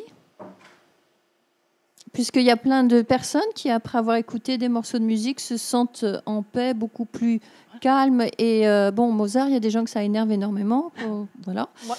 Moi, j'aime beaucoup Vivaldi. Voilà, donc comme beaucoup de millions de gens à travers la planète, et il est indéniable que la musique peut avoir un effet sur les sujets, en particulier, par exemple, sur les enfants autistes. Donc, qui arrivent à se concentrer en cas justement de son et de rythme. Donc, je suis assez étonnée. Si vous étiez physiothérapeute, je ne sais pas, c'était en italien, c'est quoi? Physiothérapeute. C'est quoi comme métier en français? Parce que la rééducation, excusez-moi, mais dans le monde de la rééducation, de la compensation du handicap, de l'éducation des malades, après un infarctus, un AVC, c'est ce qu'on fait pour beaucoup de malades, en cas de négligence visuelle. Donc, et pour plein d'enfants qui ont des handicaps partiels, pour leur apprendre à compenser des tas de déficits. Et on bosse bien sur quelque chose, une compensation ou une mise en valeur des capacités résiduelles. Et donc, je suis assez étonnée, puis m'étant occupée de dizaines de malades ou de centaines de malades, et on voit des progrès. Alors, est-ce que c'est juste l'effet qu'il y ait une personne humaine qui s'occupe de ces malades pendant ce temps-là? Alors, attention, je n'ai pas dit que la musique ne fait rien du tout. J'ai dit que la musique, je ne sais pas ce qu'elle fait. Alors, je sais, par exemple, qu'apprendre à jouer d'un instrument, à peu près, je sais qu'est-ce que ça peut faire au niveau du cerveau. Ça fait beaucoup de choses. Je ne sais pas exactement ce qu'elle fait du point de vue émotionnel. Je sais que subjectivement, ça peut calmer, etc. C'est que l'effet Mozart dit n'est pas que la musique a un effet. Il dit quelque chose de très précis, qu'elle nous fait devenir écouter. 10 minutes de musique classique par jour, par exemple, et non pas un autre type de musique, nous fait devenir plus intelligents, nous fait gagner des points sur le test d'intelligence. Or, ça, c'est l'affirmation. Et ça, c'est l'affirmation qui a été testée et qui n'a pas été reconfirmée. Donc, je pense que c'est important de se tenir à celle-là. Extrapoler de ces deux affirmations. Par exemple, que ça fait pousser des bananes. C'est ça l'erreur. Peut-être que ça fait plein d'autres choses, mais ce n'est pas la recherche initiale. Excusez-moi, il y a eu des travaux et il paraît que Bach fait mieux pousser les tomates que toutes les... Voilà, c'est possible. Non, mais je veux dire, c'est que le problème n'est pas et ne sera jamais de nier des effets. Le problème, c'est de dire il y a eu une étude très spécifique qui portait sur quelque chose de très précis et à partir de cette étude, on a extrapolé des choses qui n'y étaient pas dedans. Et c'est ça le mythe. Ce n'est pas de dire la musique ne sert à rien. Attention, dire que l'effet Mozart est un mythe ne veut pas dire la musique ne sert à rien. Veut dire, attention, ce n'est pas vrai que parce qu'il y a eu cette étude-là, il est prouvé qu'écouter 10 minutes de musique par jour fait devenir plus intelligent. C'est-à-dire fait gagner des points plus intelligents, définis comme fait gagner des points sur un test de QI. Quand quelqu'un prend ce premier résultat et après l'applique au bébé, alors que les résultats, imaginons que c'était vrai, qu'on avait obtenu ces résultats sur les adultes. Les adultes, effectivement, améliorent au test de QI après avoir écouté 10 minutes de Mozart. Si on avait pris ce résultat et qu'il était correct et qu'on l'avait appliqué au bébé, on aurait de toute manière fait une chose fausse. Il aurait fallu, grâce à ce résultat, tester sur le bébé pour vérifier si c'est effectivement, si ça se reproduit même dans ce cas-là. C'est ça le problème de mal utiliser, de simplifier et de mal utiliser des résultats scientifiques. Loin de moi de dire la musique ne sert à rien. Est-ce que je suis une experte des effets de la musique? Non. Non. Donc, si vous me demandez, est-ce qu'il y a des preuves ou des preuves contraires que écouter de la musique fait du bien ou du mal dans le cas de la rééducation du patient après un infarctus cérébral. Ma seule réponse possible est « je ne sais pas ». Parce que c'est la seule réponse honnête que je peux dire, parce que moi, personnellement, je ne suis pas informée de ça. Donc là, ce que je vous ai raconté, c'est un petit aspect de cet énorme champ qu'est le rôle de la musique dans la cognition. Énorme et magnifique. Vivaldi, Mozart. Je parlais de rééducation motrice, sinon de la musique, c'est pour les autistes. Alors, là aussi, je ne suis pas experte de ce qui marche ou ne marche pas sur les autistes. Je sais que c'est un domaine très compliqué où malheureusement, il y a beaucoup de débats partiellement faussés, et je ne dis pas que celui sur la musique l'est, mais beaucoup de débats partiellement faussés par des préjugés et par des assumptions de longues histoires qui font que des traitements sont plus ou moins utilisés, des traitements sont plus ou moins refusés, ou que des traitements qui n'ont jamais été prouvés un seul jour fonctionner sont adoptés massivement. Ça m'inquiète beaucoup. Tout ce que je demande, en règle générale, c'est que les Anglais, je ne sais pas comment ça se traduit en français, malheureusement, ça appelle le fair test, un test juste, un test. Faisons des tests. Partons de ce qu'on sait sur la physiologie, parce que des choses, on les sait, et on sait que certaines choses sont impossibles pour le cerveau. Le cerveau humain ne se transformera pas en cerveau de singe seulement parce qu'on google trop de temps. On sait que certaines choses ne vont pas très probablement se passer, parce que c'est jamais 100% la science, c'est très probablement se passer. Je ne vais pas me transformer en singe à force de chercher, mais on sait aussi que pour avoir une réponse sur, et ça je le dis sur mon domaine, c'est-à-dire l'éducation, pour avoir une réponse, est-ce que cette méthode marche ou pas? Il y a des tests avec des règles précises qui sont celles qu'on utilise en médecine, où on fait des groupes, un groupe expérimental, un groupe de contrôle, les plus équivalents possibles. Le groupe de contrôle fait quelque chose de très semblable au premier, parce que si les groupes de contrôle, ça ne vaut rien. On les randomise pour être sûr que toutes les conditions sont égales, et ceux qui font le test ne savent pas qui est dans la condition expérimentale et qui est dans la condition de contrôle. Et ceux qui passent le test, les patients ne savent pas s'ils sont en train de prendre la bonne pilule, excusez-moi si je répète des choses que tout le monde... ou le placebo. Ça, c'est un test juste. Si on veut une méthode, pouvoir se prononcer de manière claire et honnête et dire « ça marche », il faut se soumettre au test. S'il y a une thérapie, une intervention éducative qui dit « ça marche parce qu'on en a eu l'expérience, parce que nous, on l'a vu directement, parce que les patients se sentent mieux », moi, ça ne me suffit pas. Je demande, ça me suffit pour me mettre la curiosité et me dire « il faut un test ». Mais jusqu'au moment où on n'a pas un test, on ne peut pas savoir. On a un test sur l'effet Mozart, on en a plusieurs sur l'augmentation du QI. Et... Il y a le problème du facteur humain. Et ça, c'est quand même essentiel. Et peut-être que certains d'entre vous ici connaissent le livre de Lemoine, le psychiatre, sur l'effet placebo. Il a suffi que les infirmières et les médecins croient qu'il y ait une nouvelle thérapeutique, un nouveau comprimé, pour que des malades qui étaient en hôpital psy depuis des années sortent, alors que c'était bidon. Voilà, c'est l'effet placebo. C'est la raison pour laquelle, quand on fait un test, on teste oui, mais ça a marché, le placebo contre la méthode.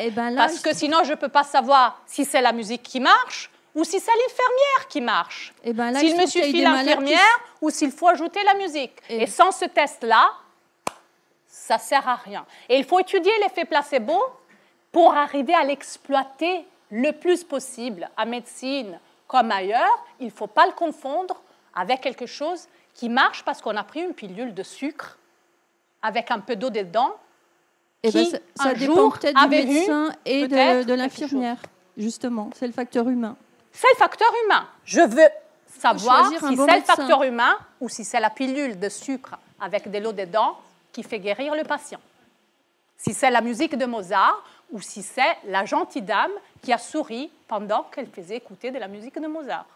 C'est très différent. Ça ne me suffit pas de confondre. C'est très difficile à tester. Dans des classes, c'est à la limite de l'impossible. Et il faut le savoir. Comment savoir si c'est le maître? Avec ses capacités, j'ai eu des maîtres qui étaient d'une séduction sur les enfants incroyable. On les écoutait comme ça, on apprenait. Est-ce que c'était la méthode qu'ils utilisaient ou c'était leur charisme, leur capacité? Si on n'arrive pas à distinguer entre les deux, on n'arrivera pas à reproduire, parce que reproduire un maître charismatique, c'est très difficile. Faut cloner. Peut-être. Et encore. De même, l'infirmière. Il ne me suffit pas de savoir que la bonne infirmière avec la bonne musique marche. Je veux savoir si la mauvaise infirmière avec la bonne musique marche et si la bonne infirmière avec la mauvaise musique marche. Je suis têtue sur ça, mais je pense que c'est important parce qu'on risque autrement de penser qu'il y a des domaines où c'est trop compliqué. Et il y a des domaines où c'est trop compliqué, mais il faut y aller tout de même. Il faut à un certain moment arriver à faire la part entre ce qui marche et ce qui ne marche pas. Ou on risque de continuer, comme avec l'autisme, avec beaucoup de choses qui tout simplement refusent d'être testées. Est-ce que le problème que vous éclairez là, est-ce qu'il n'y a pas un petit problème? Je suis tout d'accord avec votre explication sur le pouvoir des neuromythes qui sont très persistants, mais est-ce qu'il n'y a pas aussi un peu le problème que la science n'est pas non plus tout puissant et qu'il y a le risque qu'on attache trop de puissance aux sciences? Par exemple, il y a des choses qu'on n'arrive pas encore à prouver avec les méthodes actuelles. Par exemple, le fait que la méditation, il y a beaucoup de temps que les moines en Tibet, par exemple, qui pratiquent la méditation, qui s'étaient convaincus des pouvoirs de ça, et que c'est qu'aujourd'hui qu'il y a maintenant les sciences qui arrivent à avoir des méthodes assez puissantes pour démontrer vraiment que voilà, il y a vraiment des choses qui se passent dans le cerveau quand on fait la méditation, par exemple. Mais en fait, c'était des choses qui étaient déjà connues. Alors, est-ce qu'il n'y a pas un peu le risque aussi qu'on attribue trop de pouvoir aux sciences et que quand les sciences arrivent à dire, voilà, confirmer ou pas confirmer quelque chose, ça ne veut pas non plus dire... Alors, je veux juste dire que les tomates puissent avoir une couleur plus rouge quand il y a Beethoven. Il y a quand même un côté que la science ne va pas aujourd'hui non plus arriver à tout confirmer. Il y a encore des choses qu'on n'arrive pas à expliquer. Alors, je crois qu'il faut laisser comme un espace pour d'autre côté de l'échelle, de laisser l'espace un peu pour le non-tout-puissance de la science.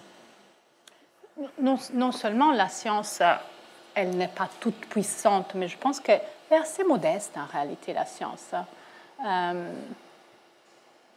ne prétend pas avoir une vérité définitive, et c'est pour ça, je pense, que c'est très important d'avoir conscience de ce que c'est la science, de ce que c'est la recherche scientifique, c'est-à-dire c'est une recherche en progression qui s'automodifie tout le temps, qui progresse, et donc qui ne donne que des résultats en disant, là on est vraiment très certain, mais très certain ça veut dire c'est très très très probable, ça ne veut pas dire c'est 100%, hein, attention, donc il faut être prêt, et c'est un grand problème. Entre scientifiques tout va bien, ils se comprennent et ça ne crée pas de problème. Ton résultat il est fiable comment? Ouais, non, bon, 85%, bon d'accord, ça va. Quand on arrive à faire des applications, on aurait envie d'avoir quelque chose qui est 100%, parce qu'avant de prendre... Ben non. C'est des fois, quand la recherche a été faite, c'est de toute manière mieux, parce que c'est plus informé qu'une intuition d'estomac, qui de toute manière n'est basée sur rien que l'estomac. Mais non, on ne peut pas demander à la science, aux scientifiques, à la recherche, de donner quelque chose qui ne bougera pas. Et je pense que dans le bien comme dans le mal, et ça, ce n'est pas seulement dans les domaines où on pense qu'on n'a pas assez de connaissances, parce que c'est des domaines nouveaux, comme les cerveaux. L'exemple récent du neutrino, c'est un peu un exemple faux, parce que en réalité, vous savez, il y a quelques mois, une équipe opéra au CERN a eu l'impression et a publié que les neutrinos voyageaient plus vite que la lumière. Oh, là, ça fait... Wow, dans la science, parce que là, ce n'est pas un domaine où on en sait très peu. Et là, c'est un domaine où on a deux théories solides, mais qui tous les jours sont confirmées par la découverte d'une nouvelle particule qui était prévue. Il y en a des centaines prévues, et chaque les 3 mois, on en découvre une qui dit « Ouais, la théorie, elle était bonne ». Là, ils ont trouvé quelque chose qui n'allait pas avec cette théorie. Ouais.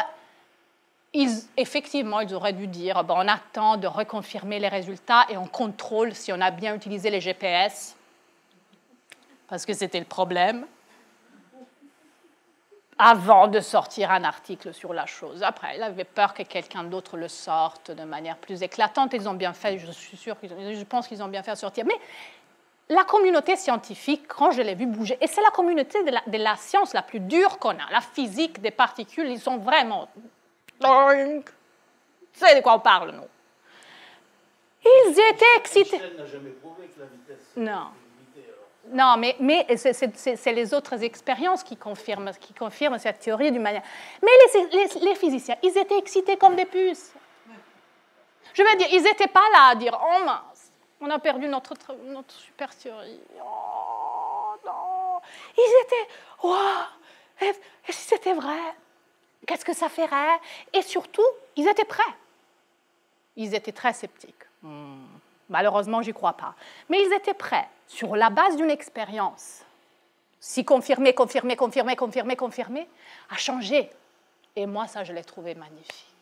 J'ai trouvé un moment de bonheur scientifique, de voir des gens qui ont une théorie tellement solide. Quand je pense à nos théories, là, qui sont si flottantes encore, et on s'y accroche, eux, qui ont cette théorie si solide, mais si les expériences, si les tests, si les mesures me disent que non, je dois poursuivre, parce que les derniers tests de la vérité d'une théorie restent, celui-là reste là, reste l'expérience. Ça, c'était Feynman dans des écrits magnifiques. Donc non, je ne pense pas que la science se sente omnipuissante. Au contraire, je pense que ce sont assez modestes. Et pour l'instant, c'est qu'on s'est donné de mieux comme méthode pour mettre un peu sous contrôle cette hypertrophie de nos émotions, de nos illusions cognitives, de notre envie de confirmer nos idées, etc. C'est qu'on s'est donné de mieux pour mettre ça sous contrôle. Mais c'est ça. C'est pas la vérité dans le marbre. Et l'autre chose, elle est modeste dans le sens où la science se tient à la nature.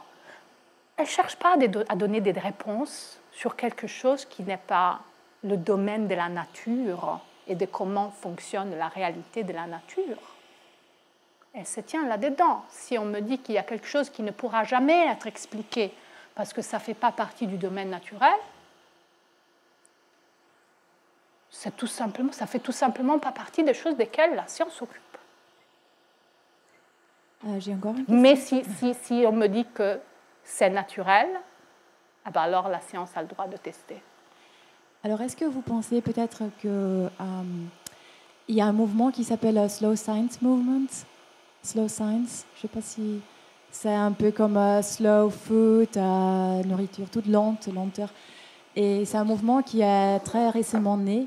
Et alors, ce mouvement revendique un peu le droit pour les scientifiques pour pratiquer la science de façon très profonde et prendre le temps pour vraiment établir des confirmations, de retester les résultats avant de faire sortir des choses, parce qu'il y a aujourd'hui une telle pression sur les scientifiques pour générer de l'output et pour faire de publications, parce que ça rend de financement pour les laboratoires et tout ça, c'est vraiment une économie.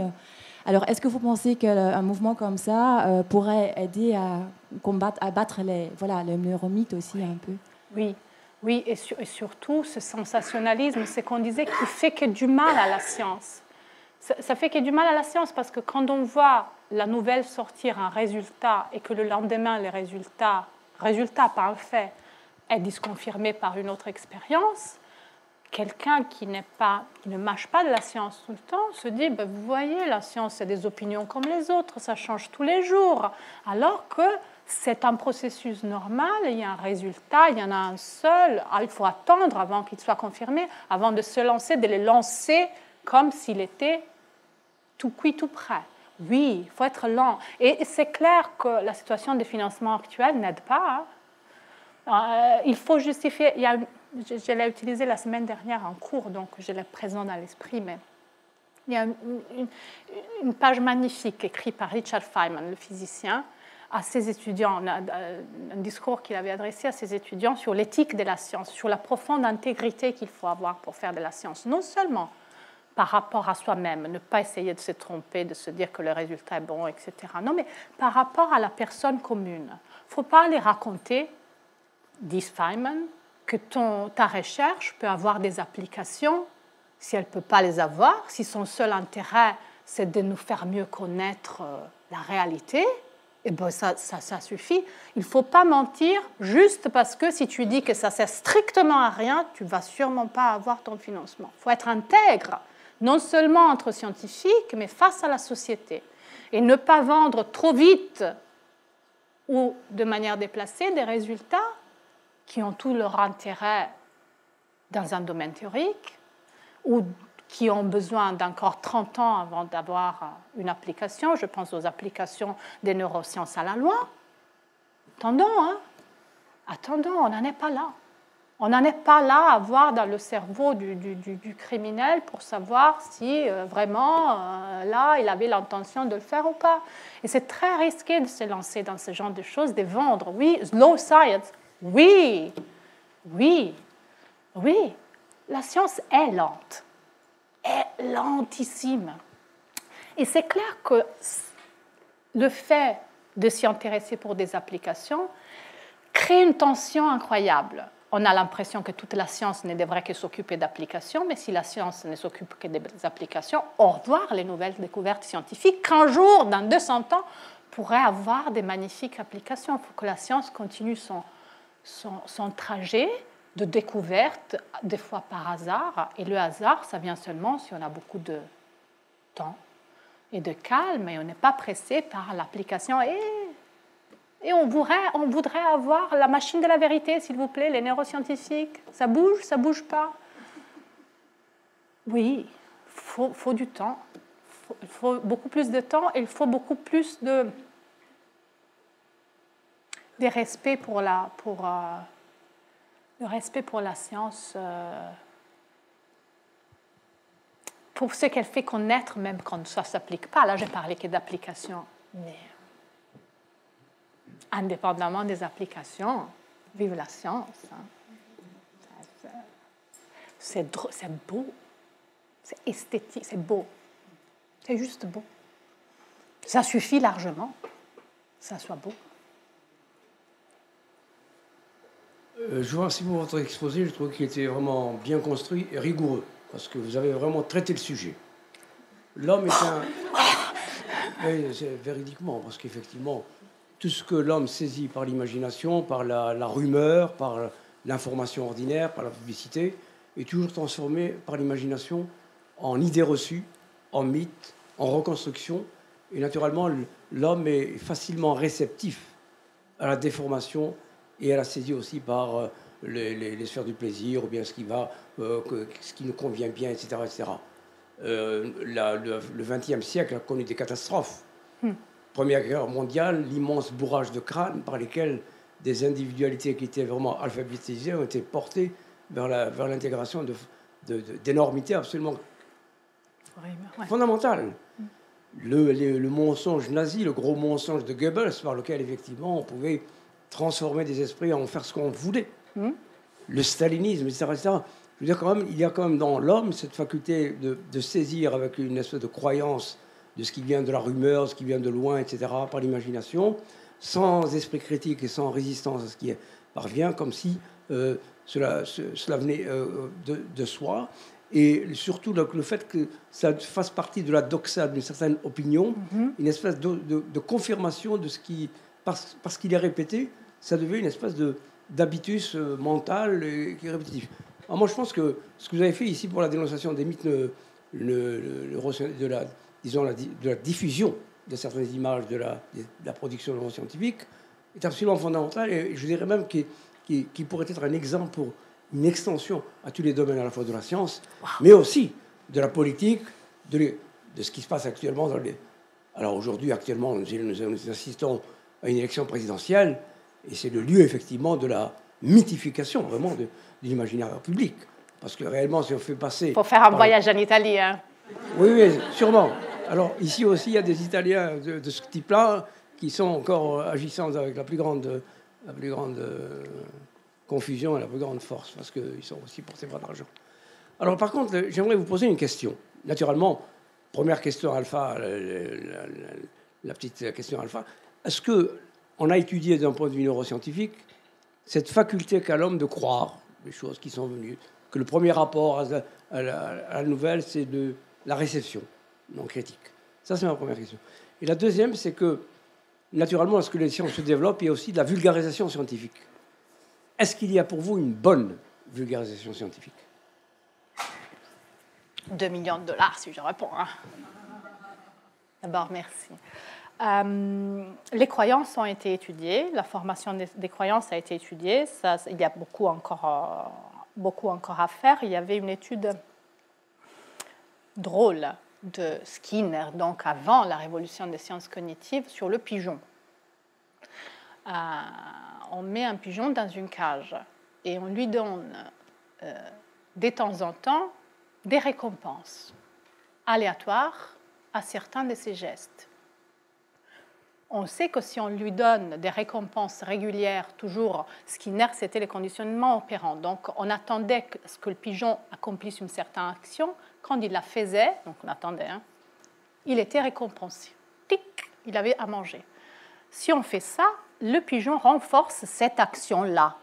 Donc, je donne une réponse très partielle, mais c'est exemple. Il renforce cette action-là. Mais si on commence à renforcer, à donner des récompenses au hasard, qu'est-ce qu'il fait le pigeon? Il développe des rites. Il ne sait plus quoi faire. Il développe des vrais rites. Il commence à faire un tas de mouvements en espérant que ça lui amène sa jolie récompense. Et donc, vous voyez, ces pigeons, il y a des petits enregistrements sur YouTube qui montrent ces pigeons ritualisés qui ont, entre guillemets, développé une croyance comme quoi, peut-être, si je fais... il va tomber le grain. Donc, cette façon de développer des rituels et des croyances, des attentes, c'est beaucoup plus large que chez l'homme. Ça fait partie, d'une certaine manière, d'une tentative d'influencer. C'est qu'on ne peut pas vraiment influencer. Quand on est en manque de prévision, on développe des croyances ou des rituels spéciaux.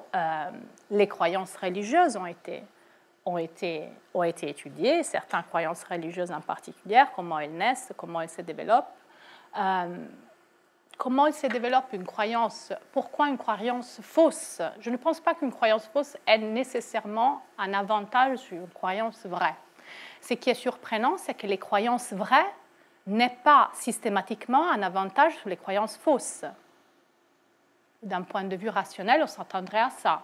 C'est vrai, ça gagne, parce que ça marche. Mais effectivement, les conditions aussi du monde ne sont pas telles à sélectionner toujours la croyance vraie. Les enfants, c'est un domaine où la formation des croyances a été étudiée en particulier. Les enfants sont des petits scientifiques. Dès leur naissance, ils commencent à regarder le monde et à chercher à se l'expliquer. Ça, c'est un besoin naturel qui donne lieu à des croyances. Et s'expliquer, ça sert après à contrôler, à mieux savoir ce qui nous attend. Donc, les croyances que les enfants développent, les croyances, les idées, les prévisions, ne sont pas toujours correctes de science, disons. Croyances qu'ils développent sur la gravité, sur les états de l'eau, ça c'est plutôt étudié. C'est des croyances dites de physique naïve ou de biologie naïve.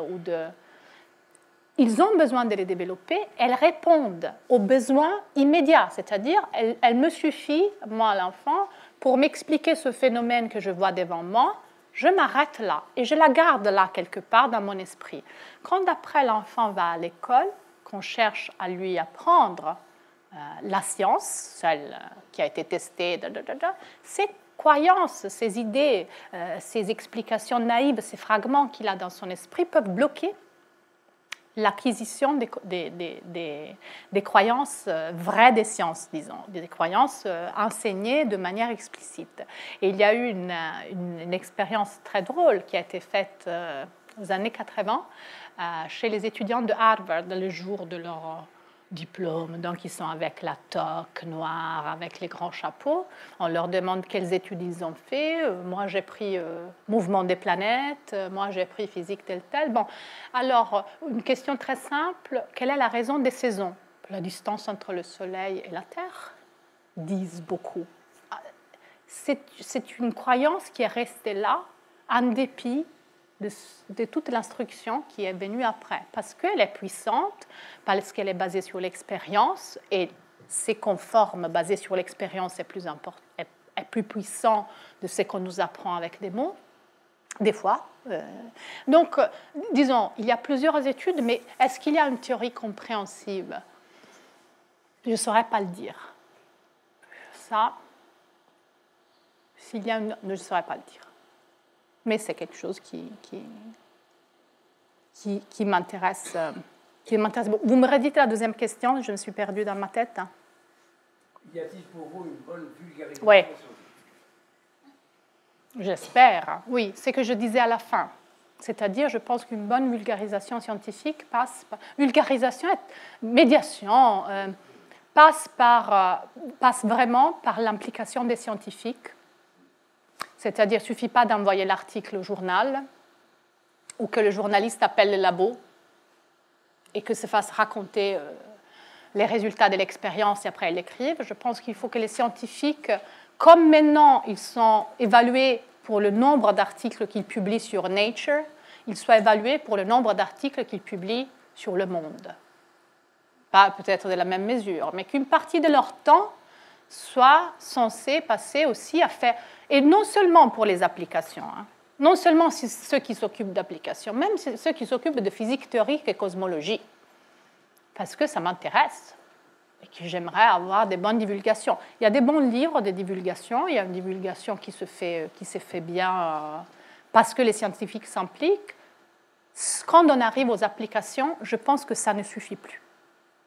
Ça ne suffit pas l'implication du scientifique qui fait la bonne divulgation, qui écrit les bons livres de divulgation sur l'apprentissage de la lecture ou sur l'apprentissage des maths, qui est déjà un pas important à faire. Je pense qu'il faut que le scientifique se mette côte à côte avec l'éducateur, avec les rééducateurs, et qu'ils fassent ensemble. Et une partie de leur temps. Malheureusement, on demande beaucoup aux scientifiques, mais il y en a beaucoup, il faut qu'il y en ait encore plus pour tout faire. Donc, il faut tous. Dans ce cas, vous risquez peut-être pour les sciences, qu'il y a encore plus un peu dépendante. En fait, rien compris.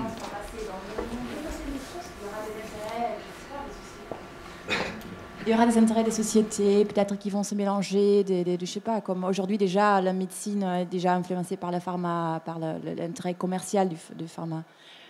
Alors, quand même, peut-être que c'est plutôt dans le monde scientifique même, au niveau des journaux, des articles, la publication des articles, et que là, il devrait avoir plutôt une communauté qui est plus critique et qui a plus de peer review et tout ça.